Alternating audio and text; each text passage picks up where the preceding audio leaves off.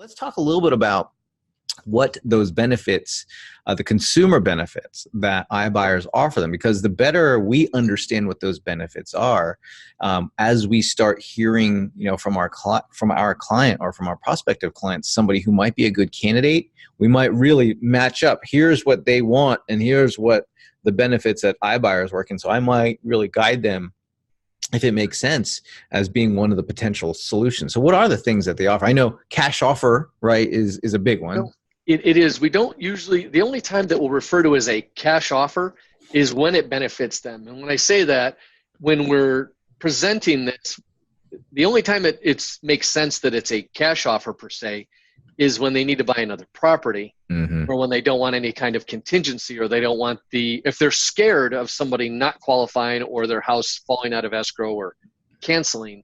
That's one thing.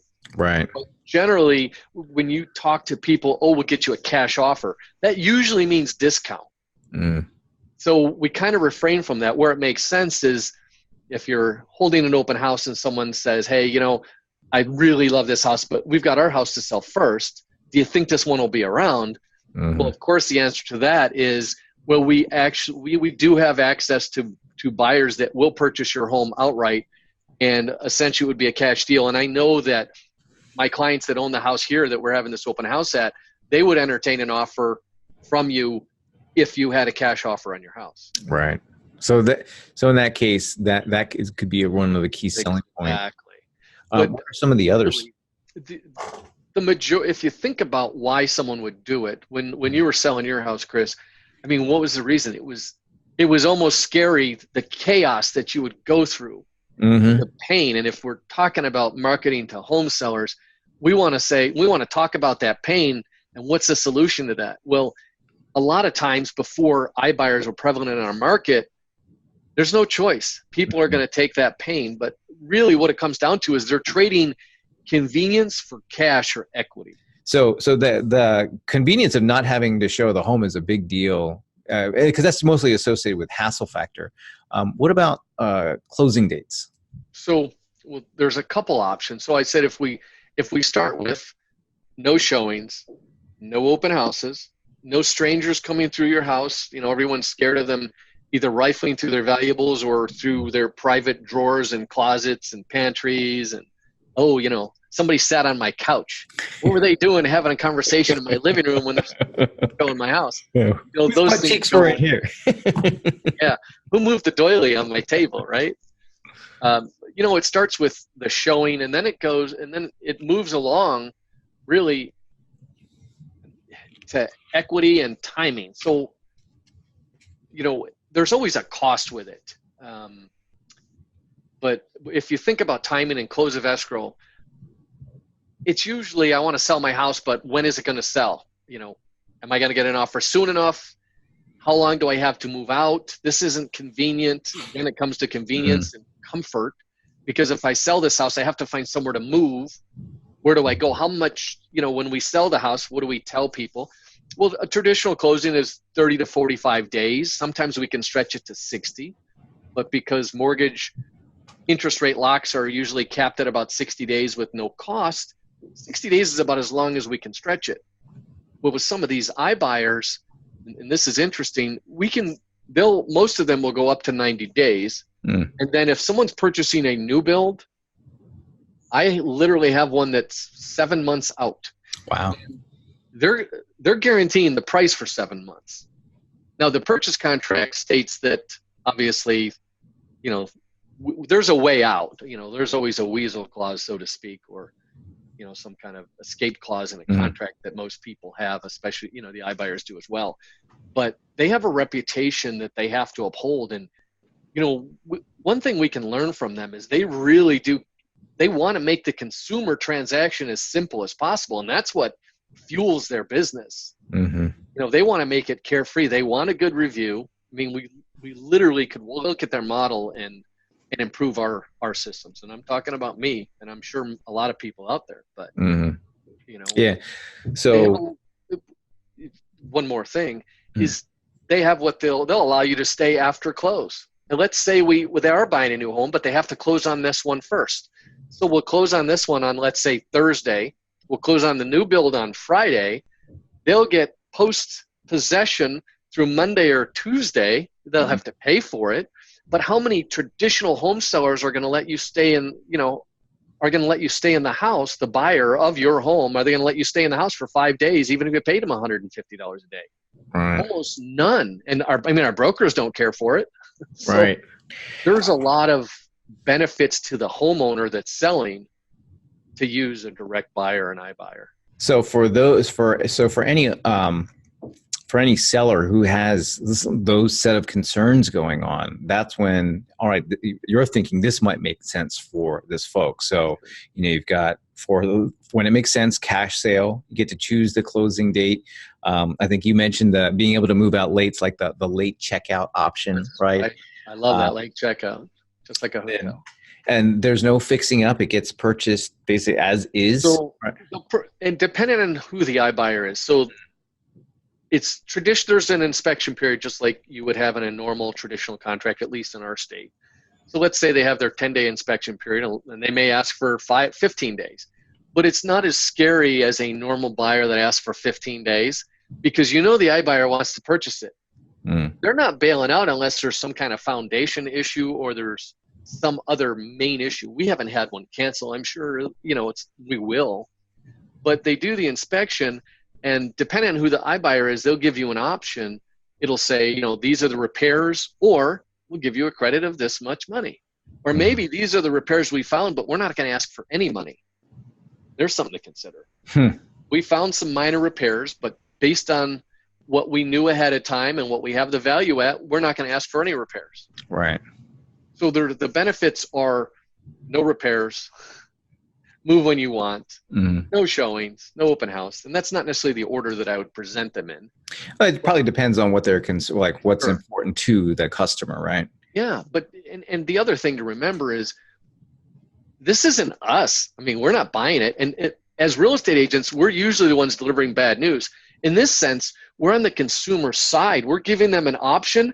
And if those big bad iBuyers give you a crappy offer, well, you know what? We're with you. That's nothing you should take. We do need to go to retail market because you don't need to give away that much equity. Right. Especially if they understand how much that might be, right? Like if they got an offer and then you're looking at what the value of the home is, and you sit down with them and hey, this is what the offer is. I think I can go at bat and get them up to this, but this is what market value is.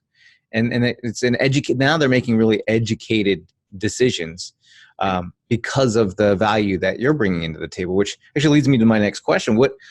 What value do you offer to the seller in an iBuyer transaction, right? Obviously there's education, and there's representation, but can you dive a little bit into, because it might help for us to think about how do I position myself in this? I think that if you start out with the basics, and most real estate agents, because this is fairly new in most markets, they don't know how to navigate themselves. Imagine the homeowner that doesn't know how scary that is to them. So I'm going to put all my information in, right? What are they going to ask for? They want to know about my house. Okay. Then they want me to basically disclose certain things. What do I disclose? What don't I disclose? Then they want my email and my phone number. So are they going to bug me? What's going to go on here? How's that all work?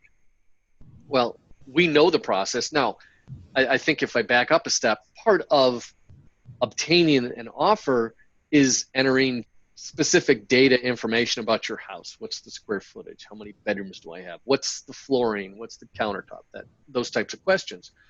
But when it gets to what do you like about your house, or is there any notes you want to tell us? Yes. Well, it already asked me if I had granite countertops, so that was already handled. It already asked me if I had an island kitchen, so that was already handled. There's really not too much more that there is, or is there? As real estate agents, this is our opportunity to do what we're supposed to be able to do, which is market at a higher level than an average consumer. Truly. And if you think about Paperless Agent, a lot of that is positioning. How do we position ourselves as agents so that we are a tier above average? Right. As far as that goes. So I think how we position it is one way. That's value. In other words, you spend your whole career helping show value on properties. You're also, when we submit, we also share some of the defects that a house might have. An example of that is if there's a leak, I mean, we did, and knowing the different buy boxes and who they are and what they are is important. But one of the ones that we sold to an iBuyer, the shower was absolutely rotted out and disgusting. I mean, it was black all the way around, the fiberglass thing. You know, it'd been years of neglect and deferred maintenance.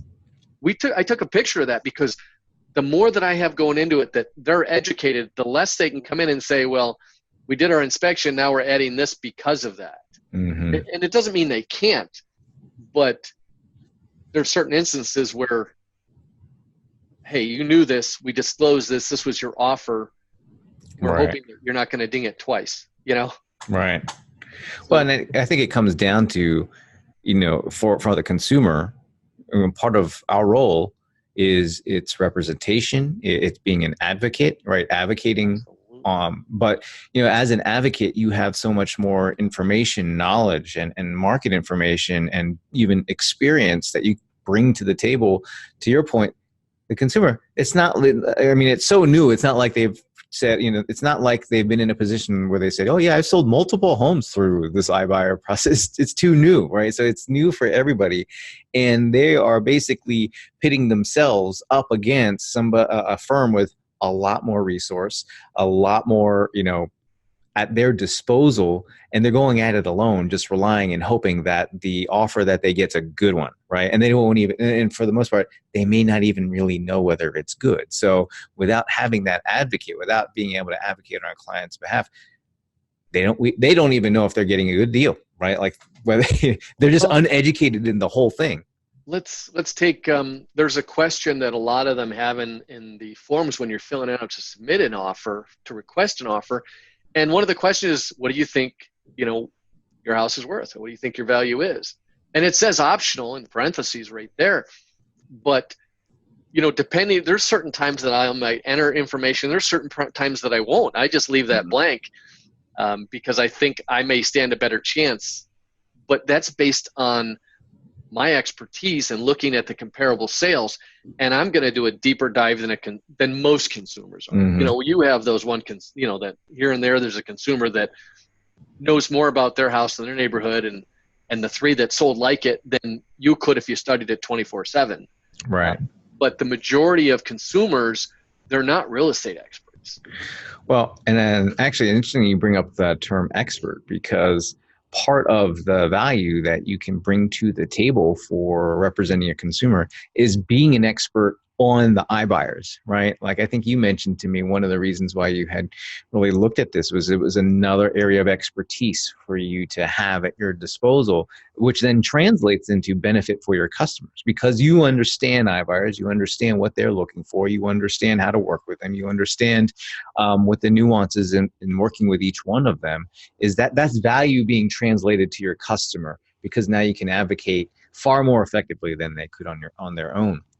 I would think so. And you know, the other thing is when you're having a conversation with someone about real estate, if you bury your head in the sand and they say, well, what about this open door thing? I see them all over the news. You know, you can say, they're garbage. They're a lowball. and you know, when they first came to our market, I was like, they're just another investment company. And then I started seeing, you know, then I started getting a little more interested and more involved, and we're still one of the first implementers in our market. I mean, I was at a mastermind for a company of 160 agents, and there's people saying, and I was putting together a class where we were the goal of the mastermind the prior month was, when we meet next month, how about if we put together a funnel for iBuyers, you know, for reaching out to our past clients and sphere of influence, which is the most obvious choice if you're going to launch this. Mm-hmm. And by the time 30 days came across, we realized how scared agents were. And well, what if I don't really know how to work with them? How do I create a fun, you know, so Right. It became more of really getting people past the scary part because they're not going anywhere. I mean, we can't change this. And if part of our role as agents is advocate, that goes along with accountability. And how can you be accountable to someone if you can't give them all the details? and tell them what they're going to net when they walk away. Mm-hmm. So, I mean, I think it's all inclusive, and the more intelligent or more knowledgeable I am about anything in real estate, the more likely that when I'm having a conversation with someone, they're going to be comfortable that I'm going to take care of them, and I'll be their obvious choice. Right.